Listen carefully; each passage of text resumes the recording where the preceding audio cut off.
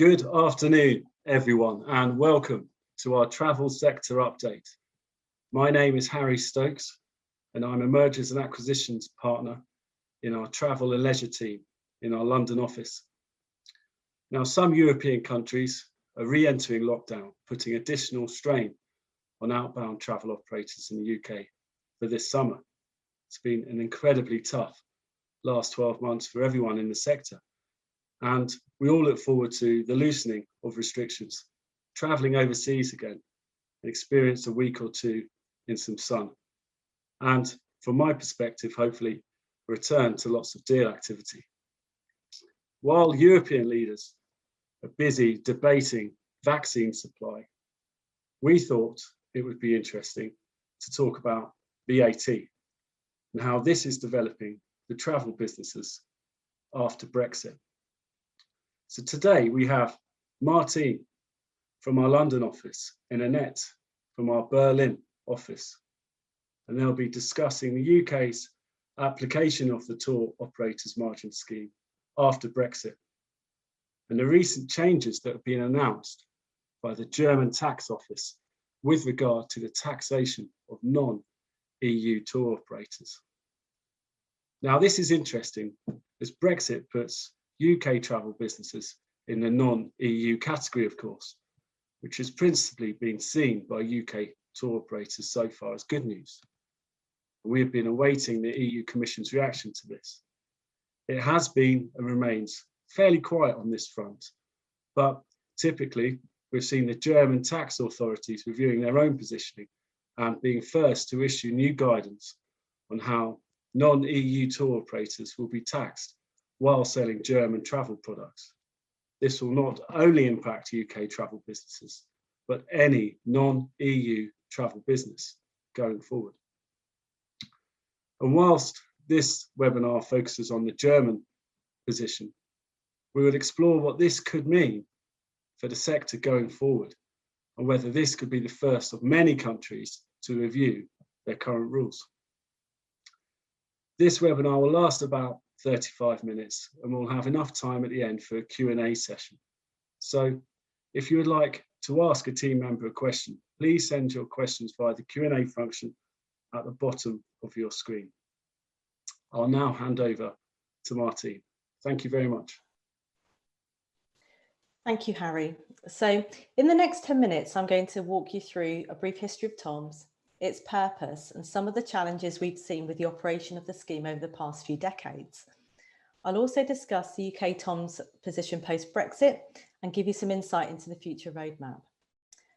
As Harry said, I'll then hand you over to Annette, who will walk you through some of the recent notices that have come out from the German Ministry of Finance and what that means with regard to the taxation of non-EU tour operators going forward from a German perspective. Next slide, please. Okay, so with regard to history, so the tour operators margin scheme was put in place back in the 70s as a simplification measure. The core purpose really was to simplify the compliance position for tour operators, allowing them to account for VAT on the margin of TOMS supplies in the country in which the tour operator is established. This essentially avoided the need to register for VAT in multiple member states and to claim local VAT and to pay over local output tax in multiple countries. As with all EU taxation, the framework is set out in the European level at the principal VAT directive. And whilst we have a European framework, it's actually up to the local tax authorities to interpret and to apply the European position into the local legislation. Now, from a VAT perspective, and particularly with regard to the travel sector, this has led to local interpretation that can often lead to either double taxation or non-taxation. Even though it's a simplification measure, we've seen over the last few years how it has not been implemented uniformly across the EU member states. Since 2002, there has been a proposal at EU level to reform the tour operators margin scheme and make it fit for purpose. However, post the 2002 reform, there was no change. The reason for this mainly has come about due to the fact that in order to invoke change at European level, all member states have to agree on the change and apply that within their own EU member state position. The 2002 reform has been withdrawn and was withdrawn a number of years ago. And that was mainly off the back of the fact that there has been a number of European court decisions that look at the application of TOMS. So we had the Secret Hotels, Med Hotels case that went all the way through to the European courts that looked at the principle of agency principle. We've had the Kingdom of Spain case that looks at the application of B2B and wholesale supplies and the method of calculation. So whilst there has been European cases and discussion at European level, there has been no uniform change to the way in which TOMS has been applied. So what we see was originally in place in 1997, we see today with regard to how TOMS is taxed at European level. Now, most recently, we have seen the EU Commission at the start of February release a Commission staff working document, again, looking at the TOMS regime. And the study has been based upon a number of discussions that have been had across all EU member states with regard to the application of the TOMS scheme and how it's working, really with a focus on TOMS reform again. Next slide, please. A couple of slides that follow kind of summarize the key findings of the study. It's interesting, as nothing in this study is new. Actually, some of the key themes that we see coming out of the study have been discussed in earlier studies that have been released by the European Commission. So we still see a framework around the fact that member states want more harmonisation. They want clearer guidance on the key terms and definitions. Indication that we might move from a supplier taxation location to a destination principle with potentially a one-stop shop offering to allow tour operators to continue accounting for VAT in one country, albeit not via TOMS, but through an alternative arrangement. Next slide, please. Again, lack of clarity on what falls in, what falls out, a lack of uniformity across the EU and the application of what do the European terms mean when we look at the local practices that happen. Next, please. One thing that we keep on seeing is the concept of competitive disadvantage, and the fact that if you are a non-EU tour operator, that at the moment there's no real recourse to tax you within the tour operator's margin scheme. And what we see in respect of this is non-EU tour operators obtaining a competitive advantage by not having to account for European VAT on European tour content, which makes pricing interesting, which makes competition amongst the EU and non-EU tour operators a lot more interesting. It's one of the reasons why TOMS reform has been on the agenda for the European Commission for many, many, many years, albeit as of today, we have seen no change with regard to that position. Next slide, please. So where have we got to from a UK perspective? So obviously we've had Brexit, and there wasn't a huge amount of correspondence from HMRC on the run up to what could this mean for UK tour operators. So obviously prior to the 1st of January, we were in the TOMS club. We were able to account for UK VAT on margin scheme supplies if we fell within the scheme, and to take advantage of lots of those simplifications that would allow us not to have to register in lots of different countries. Now, from 1st of January, we have seen an update of HMRC's guidance, but actually a narrowing of the scope of UK TOMS. So whilst we have a UK TOMS scheme, it only now relates to the sale of UK travel content, so UK hotel rooms, UK tours, UK passenger transport, and everything else that falls outside of the UK is now treated within the UK TOMS guidance as zero rated. So as Harry said earlier, that sounds like great news. It puts the UK on all fours with non-EU tour operators that had that competitive advantage prior to the 1st of Jan on the non-taxation of European content. But so from an outsider's perspective, looking at the UK, it seems quite an attractive place to continue to offer tours and to make sales. But actually, in respect of this, the thing that there's been most concerning is the lack of noise coming out of the European Commission. So it's interesting that we have had another Commission staff working document, another study. But I suppose the question that really comes now is what next? The European Commission have been looking at reforming TOMS for a number of years, and there's been no change. So we've been quite comfortable and been able to rely on the fact that nothing changes. The TOMS rules have and always have been the way they are. So it's been quite interesting to see what's happened with regard to the German position and the fact that there has been a circular issued at the start of January, almost coinciding with the UK leaving the European Union, and what this could now mean with regard to taxing UK tour operators and non-EU tour operators generally selling German content. So with this in mind, I will now pass you over to Annette, who will talk you through the change in Germany and what this could mean for your businesses. Thank you very much, dear Martine and dear Harry as well. And yes, good afternoon also from my side. I am happy to contribute here as well, and also bringing some flavor into the discussion of how we tax European tour operators properly. And certainly I will give you now some insight what has happened in Germany, why I'm in this web seminar at all, and why is Germany the first mover, and what is going possibly to happen. And yeah, thank you all for registering and getting all the news now, what is going to happen. And yes, and before I introduce you to the new circular, I would like to show you, what has happened in Germany with our law during the past. And please, next slide. We have prepared a little bit, something, a roadmap, a regulation on the move, what has happened to our German VAT law. And please don't be shy and don't be anxious now. I do not want to be too much technically, only show you the major effect what has happened. And as you can possibly here see on the slide in front of you is that during the last couple of years, it was a lot of intensive argumentation between the European Court of Justice, the German tax administration, as well as the German law.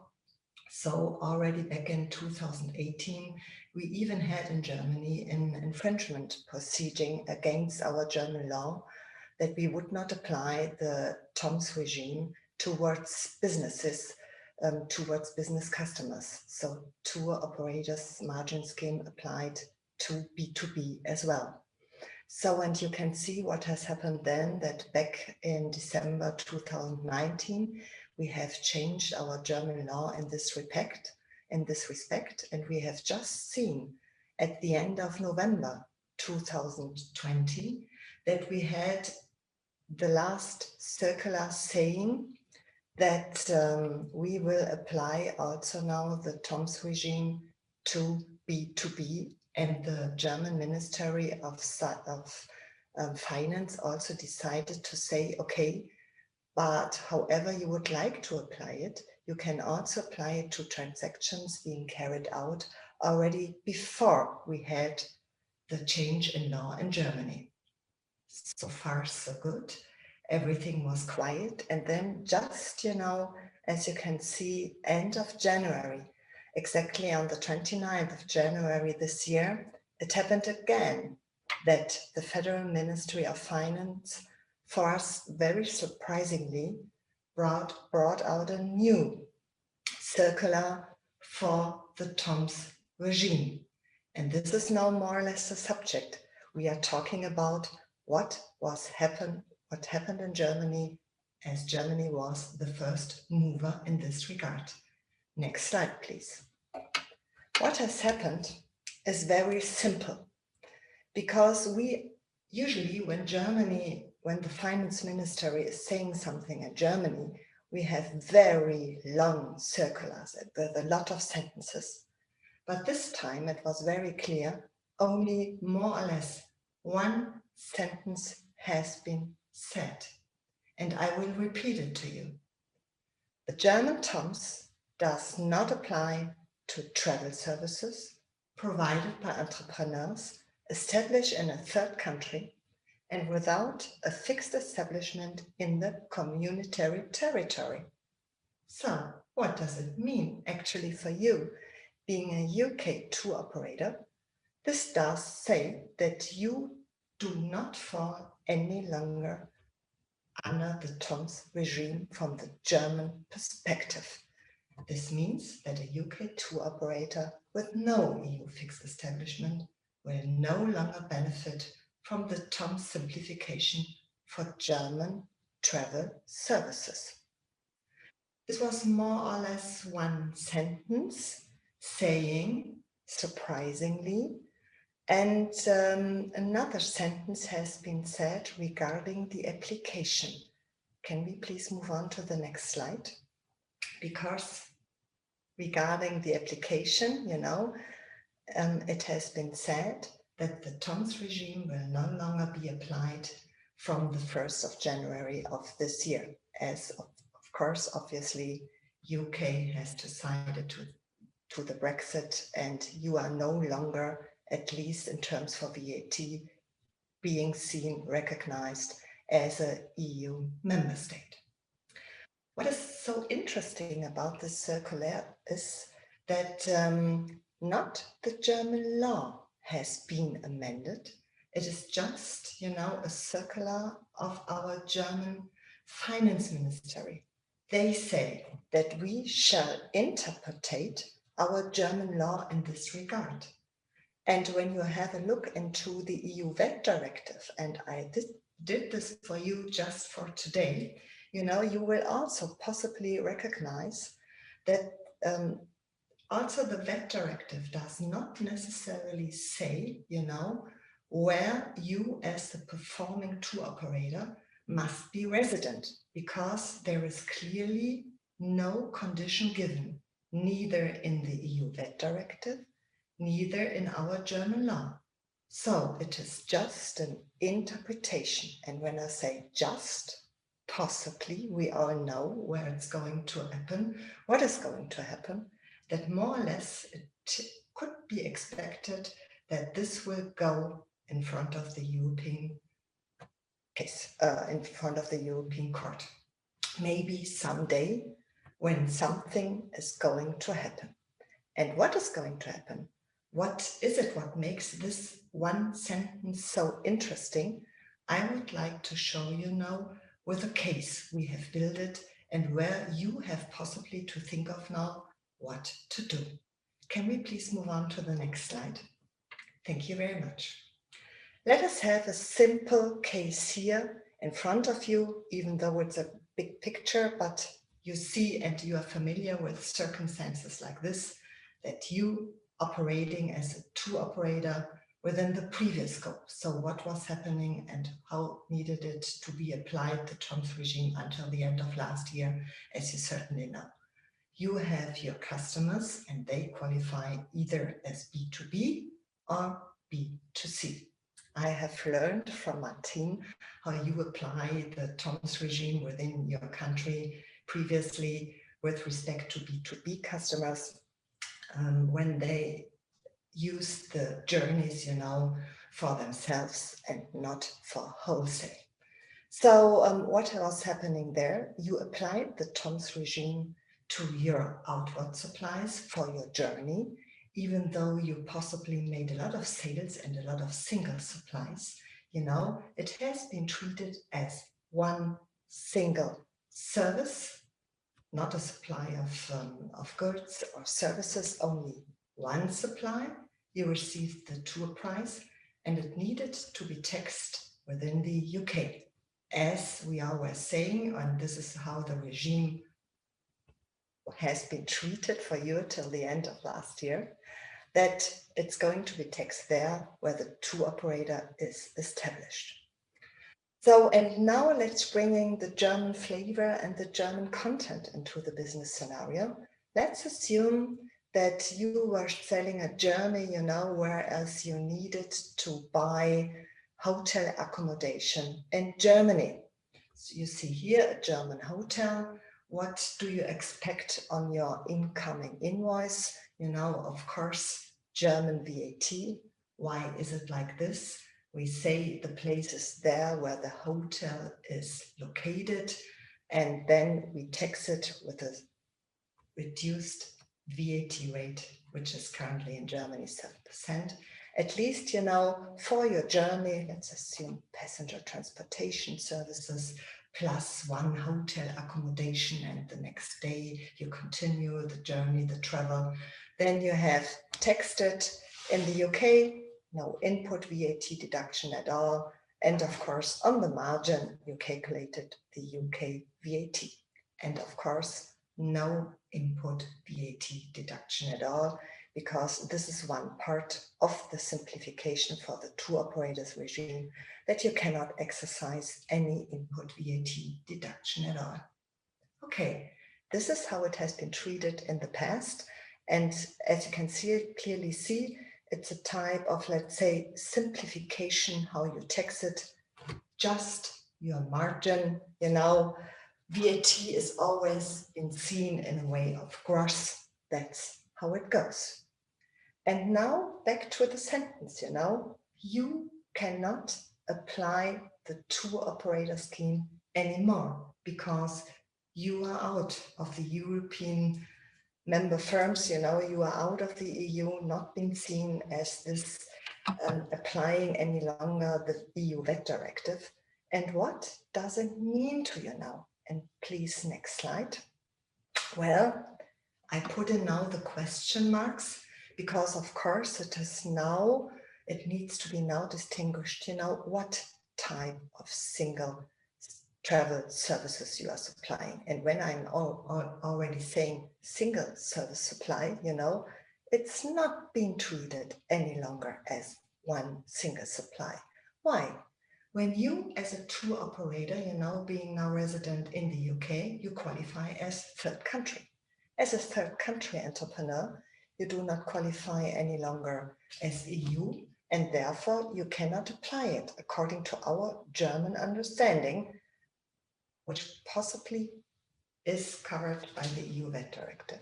And therefore, when you make your sales now to your customers, regardless where they come from, worldwide, you know, from German customers as well, and other third country customers, regardless if they qualify as B2B or B2C, we say now, you know, you must evaluate all your different supplies according to the VAT assessment, which all the other entrepreneurs are regularly familiar with. What does this mean? I show it later to you on the next slide, because one thing is pretty clear from the beginning. The simplification is not longer applicable. And let's say, and I took the passenger transportation services as example here, you know, you are selling now passenger transportation services plus one hotel accommodation. You cannot combine it any longer to single supplies to one supply, which has been treated as a supply of a service. You must evaluate now the transportation passenger services differently from the hotel accommodation services. This is at the first instance what it means when the simplification is not longer possible. On the other way, when you turn around and you look now onto your incoming supplies, the restriction not to apply any input VAT deduction, you know, becomes now into existence by saying that you, qualifying as a regular entrepreneur, can now deduct German input VAT because the restriction is only valid for tour operators. It is, of course, not valid in a regular regime.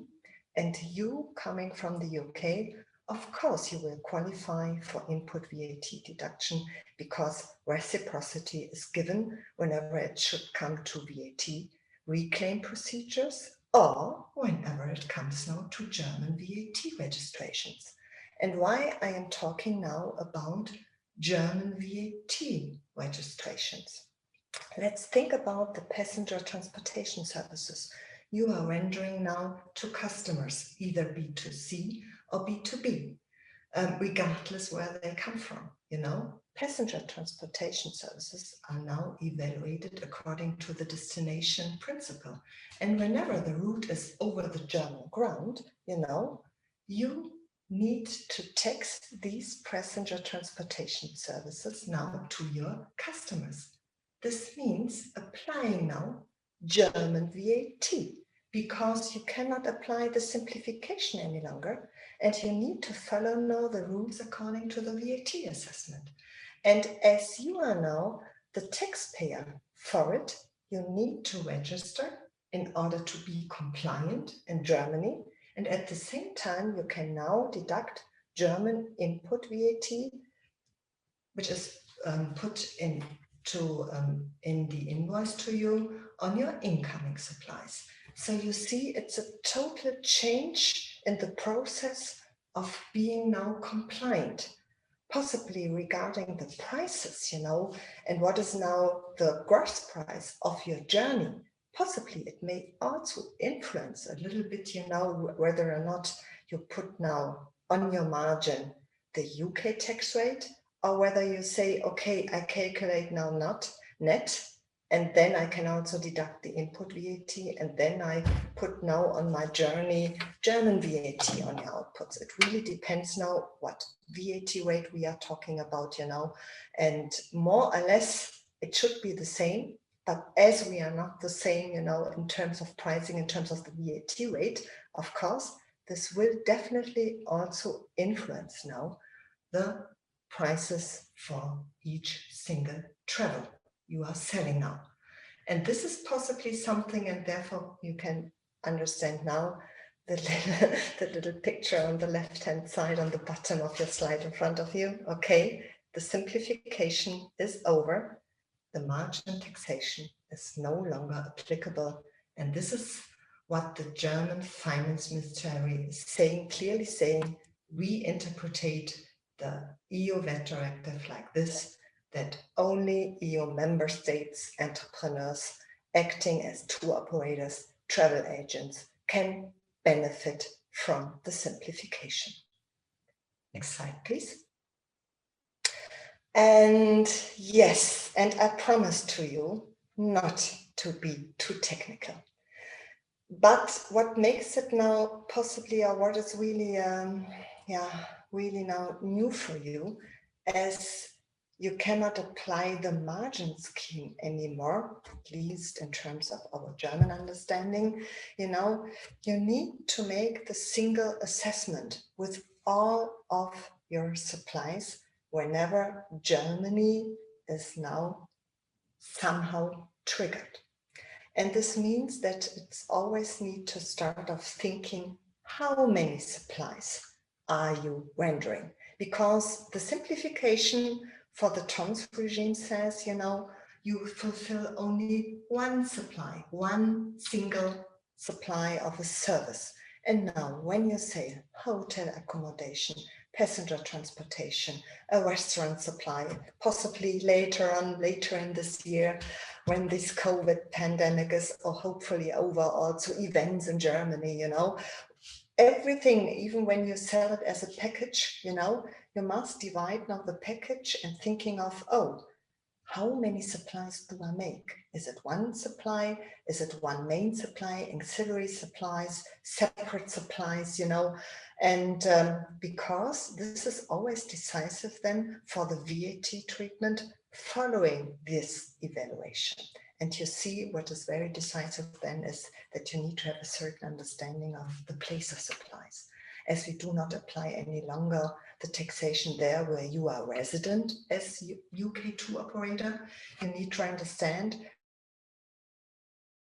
most of the place of supply rules are different from the general rule where you are resident. It's always there more or less where the supply is going to happen, by saying where the hotel is located, where the event, for instance, takes place, where the passenger transportation, which distance is covered on the German ground. So you see, all of these transactions will more or less always happening on the German ground. So this is the reason why all the place of supply rules bring you then into Germany. And then when you are on the German ground, according to our place of supply rules, then it's not necessarily that everything is going to be taxed by you. This would be too easy possibly, because firstly you can think of, do we have certain VAT exemption in place, which could be for instance, for certain thresholds for distance covered, and so more or less also some events could be VAT exempted. So you need to have a more deeper understanding, according to the application of the exemption rules. And then you must clearly ask yourself, what VAT rate is applicable. For instance, for hotel accommodation, you charge 7%. But when you also sell it with breakfast, the breakfast is excluded. It's a separate single supply according to 19% German VAT. And so when you then ask yourself, okay, is it always me charging now German VAT on all of these type of single supplies? Don't forget that we also, and you are familiar with this, can apply the reverse charge, saying that B2B customers are now obliged to reverse charge the turnover you are making on the German ground. So in terms of VAT liability, you also need to think of, is it myself being now the taxpayer, or is it my customer? And it's needless to say that in terms of your B2C customers, certainly you will always need to charge German VAT. And regarding your input VAT deduction, I mentioned it already more times within my session now here. It's of course that you are now allowed to deduct any input VAT also by filing now preliminary VAT returns in Germany, of course. And now you need to also assess all your incoming invoices. Are they properly issued in terms of German VAT, yes or not? And of course, you see the last question here. Do I have to register for VAT purposes in Germany at all? Of course, it depends now on your single scenario in which you are in, whether or not this is going to happen, yes or not. And with these closing questions, I would like to hand over to Martine again, who is now, I think, doing the summary of all of what you have heard now. Thanks, Annette. So just going on to the next slide, please. So it's all very interesting, isn't it? So in my section, really, I spoke about Tom's reform and the fact that we've not seen any real change for the last few decades around the application. And as of today, there is still no change to what's originally written in the Principal VAT Directive as to how Tom should work. The really interesting thing here with Germany is that there has been no change to the legislation at all. So I think before, when we were looking at Tom's reform, we were saying that all member states had to agree before the European Commission could change the boundaries with regard to the European position on Tom's. But here we've got an individual country making an individual decision about its own application and its own implementation of the regime, in which Annette has been very clear in saying that if you don't have a fixed establishment that relates to the onward sale of travel products within the EU, then the EU Tom's regime will no longer apply to you, and you'll have to look to register for VAT in Germany in respect of German supplies. So with regard to next steps, so what should you be doing? What should you be thinking about? Obviously, the first position really is to determine what supplies you are making in Germany. B2B, B2C, where does that leave you with regard to your own registration obligations, or can you pass that on to your business customer, for example, to do the accounting in Germany for you? So do you have a German liability? Do you need to register for VAT off the back of that? And do you therefore need to be compliant and submit German VAT returns? With all taxation, there's wider commercial consequences. So how will that affect your pricing? You know you're going to have to think about German invoicing requirements, and could that lead to wider tax consequences in Germany for your business that weren't there previously? The key thing for me in respect of all the changes that have happened in the last few months is what's going to happen next. So there's been no change at European level, no change of Tom's reform by the European Commission. But Germany have gone ahead and made their own decision as to how to tax non-EU tour operators. So what's that really going to mean in practice?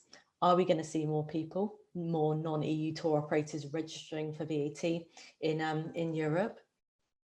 Is this going to be a push for the European Commission to finally do something with regard to Tom's reform and look to level the playing field with regard to the non-taxation of non-EU tour operators?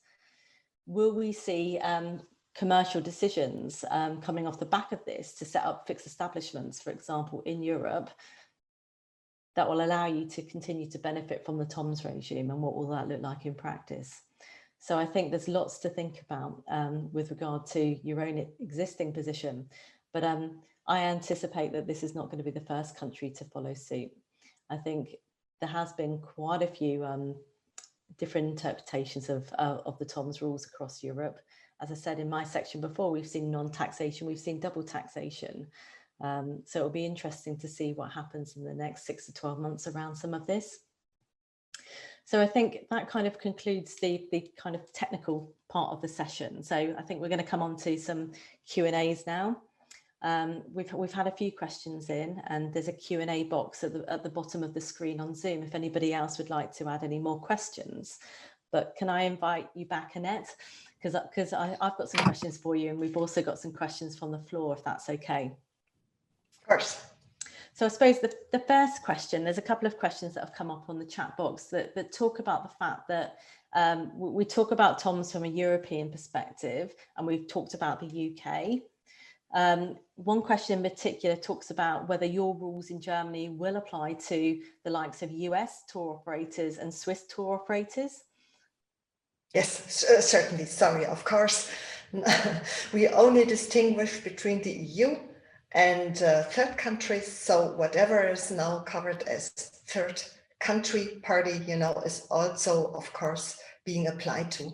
But as the impact is now so massive for UK tour operators, and it's you, your country and my country now bringing us together for this web seminar, of course, I was putting the interest to UK tour operators, but of course, it is absolutely right that Swiss tour operators as well as American tour operators will be treated within the same way.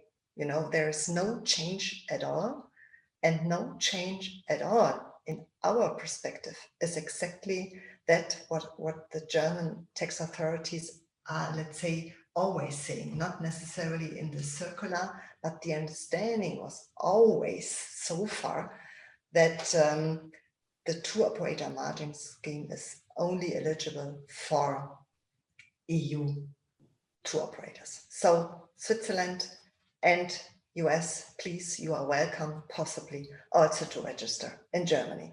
And so far the tech, I've seen also, and I've noted now your questions coming from these three countries.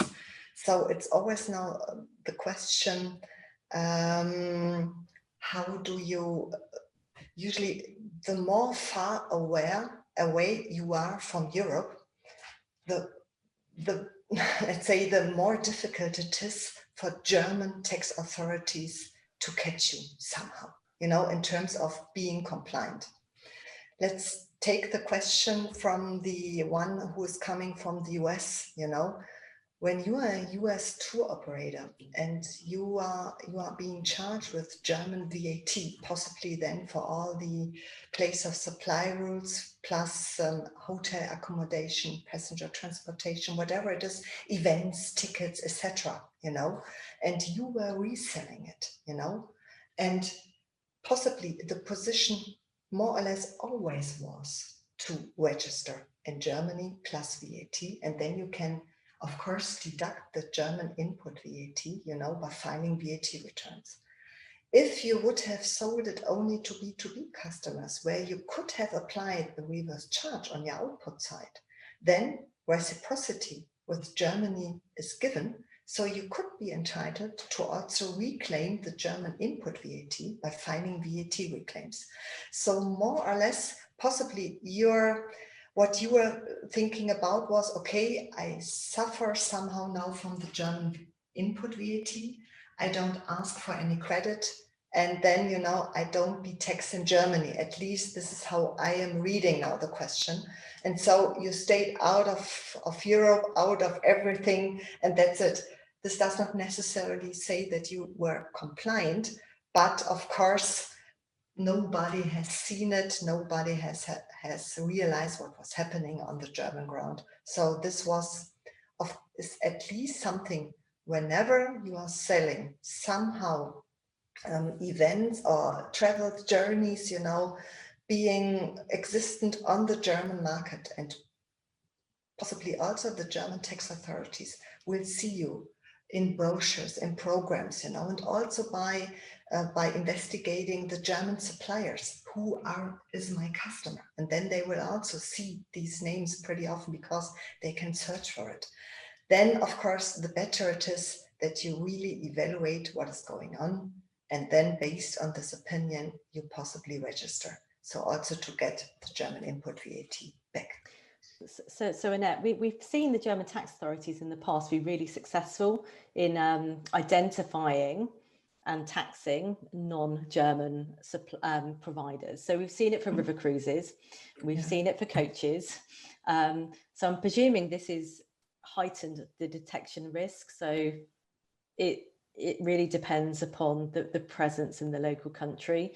But I think in Germany, I think you can probably agree that we have seen history with regard to the German tax authorities taking a very aggressive stance to making people register.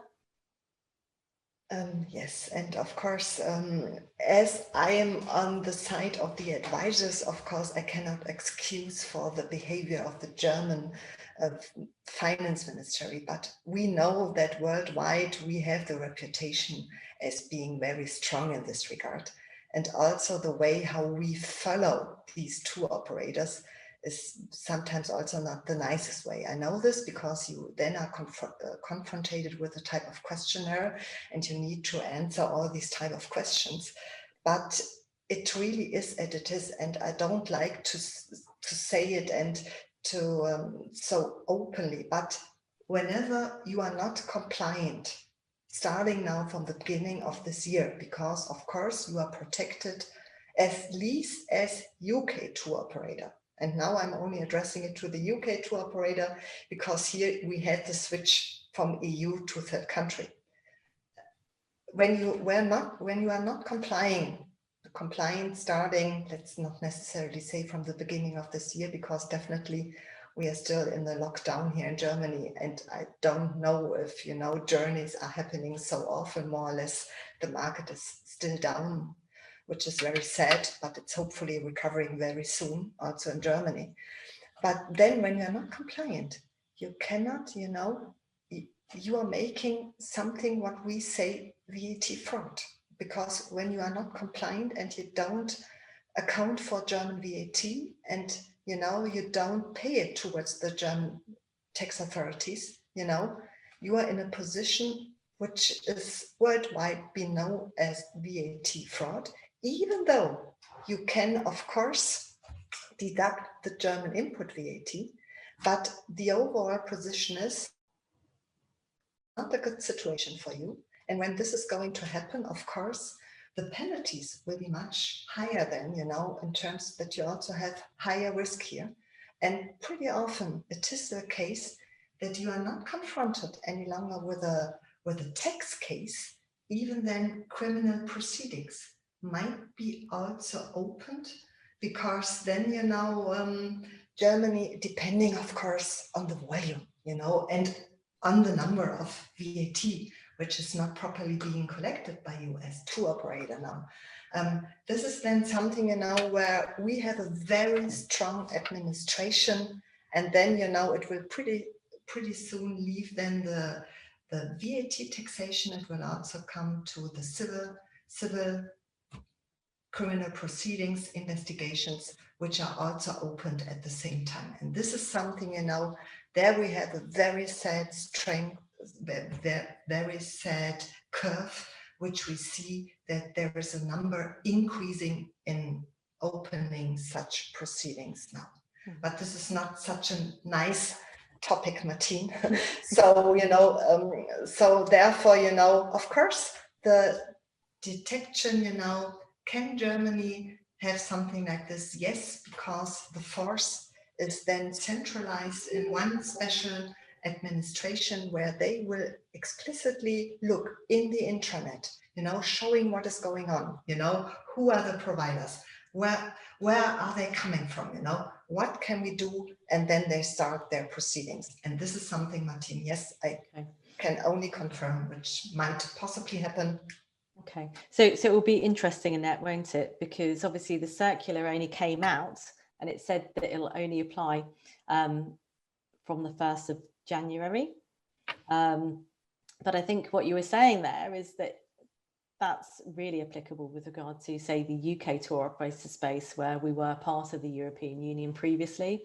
So there's more of a concern and a question over the non-EU piece, and the fact that the German tax authorities haven't changed the legislation.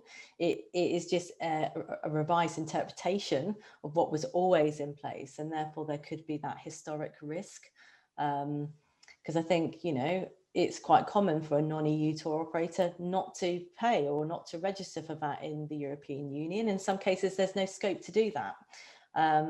So it will be very interesting over the next few months, if not year, to see what actually happens in practice and how the German tax authorities take that particular point forwards. Mm-hmm. So and obviously we've talked risk quite a lot. Yeah. So let's see, is there any upside, Annette, of the change of rules at all? In terms of, at least getting it somehow neutral, VAT neutral, of course, then, accepting the other regime plus VAT, less input VAT, which is the regular scheme for all the entrepreneurs EU-wide, which makes it much more simple, and of course, when you think of exercising now the input VAT deduction and then saying some of your services might be taxable in the UK. Sorry for now, of course, referring back to UK tour operators, but a tour operator, let's say it more in general, being resident there where he has established his business, For instance, tour operator services itself, mm-hmm. So they are taxed there where the business making entrepreneur is established. So, certain types of services might still not fall then under the place of supply rules in Germany or elsewhere in the EU. And then when this falls back to your country, of course, then you only have the advantage now only for this little piece of service to exercise now the input VAT. So this is also something which might be advantage in terms of pricing. But possibly, Martin, you are right in saying that the overall, let's say, compliance burden, if a tour operator wishes now to be compliant, and this is what his compliance officer is telling to the tour operator anyway, be compliant, just do what needs to be done, Mm-hmm. So the burden is of course now completely new, because now the assessments, really the VAT assessments, and really the answer to the questions, how many services are going to be rendered? Really, this is going to be a new job, because so far we haven't had so much case law in this regard. How much do we have? We know it for sure for the accommodation and the breakfast, because this is clearly already given in our German VAT law already, that these are single services. I would have always treated as only one single service and not as two. Mm-hmm. So you see, what we are talking about, and when you make these river cruises now, what is all going to happen now? You have the river cruise, you have your entertainment, you have the meals, you have the accommodations, you have the events, and think about it, one journey, 5 single supplies, different places of supplies routes. This is something, where you can clearly see that the simplification of the tour regime is really in favor for this businesses, and what we can possibly clearly advise on, if it makes, this is not an advice which is valid for everybody who is listening now today to us, but a fixed establishment, of course, being taxable, of course, creating output, not only input, not only making advertising. This is not about what I'm talking about. I've seen already one of these questions, being an active, having a fixed establishment somewhere in Europe might already help. But this is clearly not an advice which is valid for everybody. It really depends now on the type of business, because this will, of course, reflect much more taxation than only VAT taxation. Agreed. And I think the question was, if I had a fixed establishment in Europe that provided back office services, would that be enough to skip the fixed establishment point and tick that off the list? I think you're right, Annette, from what you're saying. Alternative fixed establishment in Europe has to be the one that is buying and selling. So that has to be the tour operator. It can't be a back office function. It can't be a sales and marketing support office for a non-EU tour operator piece. So we're really looking at, if you're looking at fixed establishment in Europe, we're looking at a buy-sell kind of fixed establishment that has all of the substance that you would expect a normal European tour operator to have. Yeah, right. I certainly agree. I totally share your point of view. Only receiving something, and not being active in terms of being somehow now in between it, and making also being in fixed establishment to which the sales are allocated. This is what is decisive. I think another interpretation is not possible, but of course, it's now our interpretation, as we discussed about it up front already. But this is now the general, let's say, VAT stuff we apply, coming from the CJEU. And so therefore, this is clearly the understanding which should be applied for. Okay, got a couple of further questions. So somebody's asked a question about Croatia. Rumours that Croatia will follow the new German ruling. Do we have any information on this? I think at the moment, we've not had any central information sent to us in respect of this. The German position is very new, still being reviewed, looked at, but it wouldn't surprise me at all if this was the first country of many countries to follow suit. There is an obvious non-taxation piece that has the European Commission has been trying to level out in respect of having a wider TOMS reform. But what we're seeing now is that countries are no longer waiting for that big European reform to happen, and now just looking at their own individual position and taking a position themselves in respect of the taxation piece. So yeah, I think unfortunately, I think there will be more to come around this. I think it's going to be an issue that we're going to see more when we look at VAT audits. I think it's going to be an issue that we see more when we look at transactions being flagged as a potential issue for when we're looking at buy-selling businesses as well. So very, very topical. I think historically, we've always almost relied on the fact that it's a European supply, the European application of TOMS. It's never been challenged, and therefore places supplies outside of Europe. But I think we're coming to the day where we're no longer possibly being able to take that position anymore. And maybe there will be a challenge at European Commission level around the application of TOMS that may eventually see that TOMS reform that I spoke about earlier come into play and see a change in that respect. Possibly Germany is now the first mover, Martin. Possibly we are the first ones having now the CJEU case, that is Germany in front of the CJEU, really. I also tried, to all of the other VAT experts, we have our, we are a strong community, and a small community, also in Germany being the VAT experts on the German market. And I took the opportunity to ask also the others, have you heard something? Why is it like this? What has Germany now made this? It's really the common answer was, it's also very surprisingly, but maybe as the latest circular before, was to the application of B2B, which was in November, and in November, everybody saw already the Brexit. So possibly, that this is somehow, at least the TOMS regime somehow was obviously on the desk, but this is just a guess. It might be right or not, but this was just, something, that, okay, here we have something, there's already an influence when we talk about TOMS, and Brexit is coming out soon, and this is now clearly said. That's how we need to apply it. But it has been very interesting, Annette, due to the fact that the European Commission have spoken about what does Brexit mean with regard to tour operators, but we've not seen any action. We've not seen any guidance come out from Europe. And I know obviously we've had the new study that was produced and issued at the start of February. But again, we've seen studies like that over the last 10, 20, almost 30 years, talking about the same issues. You know, nothing on the key summaries finding on the charts that I showed is anything new to anything that we've discussed maybe 15, 20 years ago with regard to Tom's change and Tom's reform. So I do wonder whether this is going to be the start of something new. I do wonder whether the Commission will now step back and say they need to do something.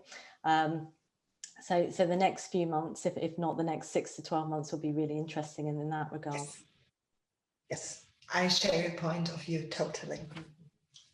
We've had one last question, Annette, which is a little bit more detailed. So bear with me. We'll do this one, and then I think we'll close. So the question is, what happens if a UK tour operator purchases from a German wholesaler, who then issues invoices without VAT because they're applying TOMS? Does that not make it impossible to recover the input tax, but we would be required to pay output tax on their price? So I think what we're saying here is that we've got a UK tour operator buying from a German tour operator. The German tour operator is saying it falls, my supply to you, UK tour operator, falls within the German definition of TOMS. But when I sell it as a UK, so I get a gross invoice in, that's a TOMS invoice into my UK. Showing no German VAT because this is not allowed. But when I make that onward supply as a UK tour operator, I can no longer apply TOMS. So how does that work in practice, Annette? Very good question. Very good question. And possibly, you know, we have already a lot of, you know, let's say, unsatisfaction with the new regime, you know, that whenever you apply it to B2B, you know, you also must be in the position to show German VAT, because then when you are you know, let's say, I would say it must be simple. When you apply the TOMS, you know, you cannot exercise any input VAT.